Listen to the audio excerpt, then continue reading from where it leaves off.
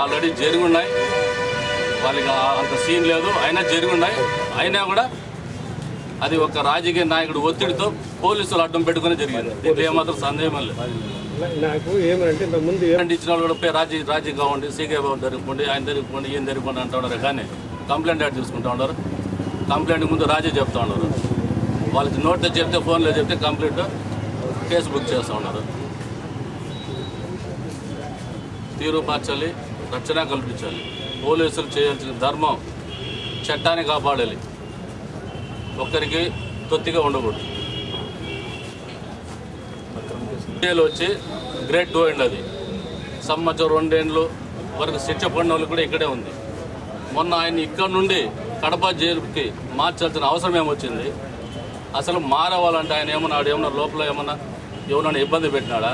వచ్చి రాకముందు ఎందుకు మారవాలి? అసలు మారేవాలి ఎందుకు? ఆయన ఏదైనా గొడవలు చేసి ఉండాలి. ఆయన సెక్యూరిటీ లేదా? ఆయన ఏమైనా కొట్టినాడా, ఏమైనా కూనీ చేస్తున్నాడా?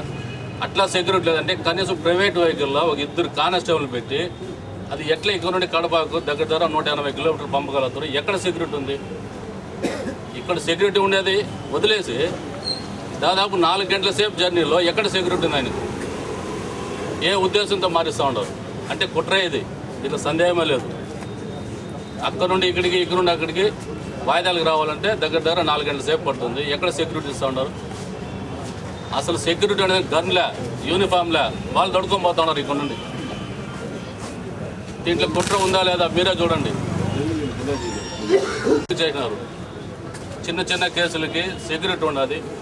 ఉండేదాన్ని సబ్జెక్టులకి ఎందుకు పంపాలి? పంపితే ఎక్కడ సెక్యూరిటీ ఉంది?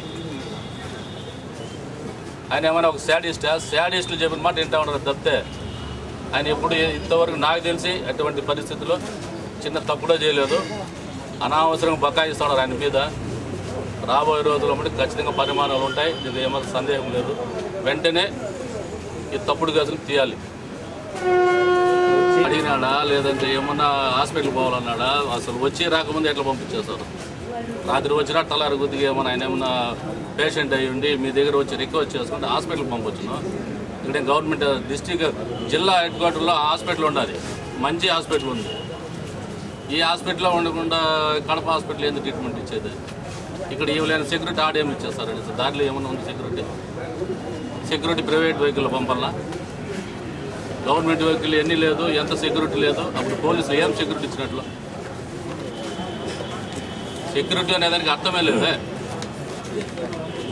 జిల్లాలోనే ఒక బీసీల ఉద్యమాన్ని జరిపినటువంటి నాయకుడు గౌరవనీయులు పుల్లెట్ సురేష్ గారు అయితేనేమి, అన్న కటారి మోహనన్న గారు అయితేనేమి, చిత్తూరు జిల్లాలో బీసీలు ఎదుగుదలను ఓర్వలేక అగ్రకుల అధికార పెత్తందారి రాజకీయ నాయకులు అక్రమ కేసులు బనాయిస్తున్నారు.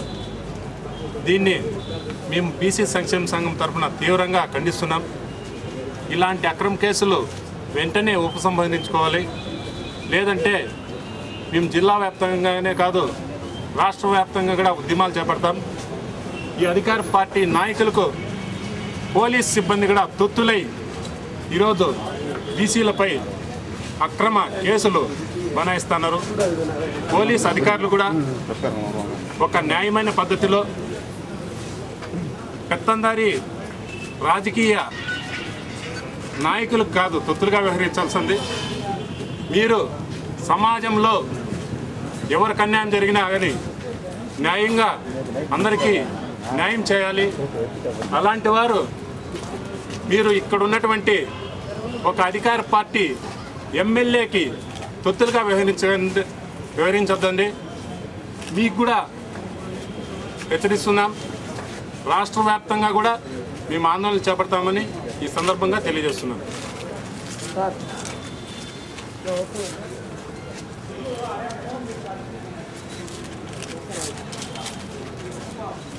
ఇప్పుడు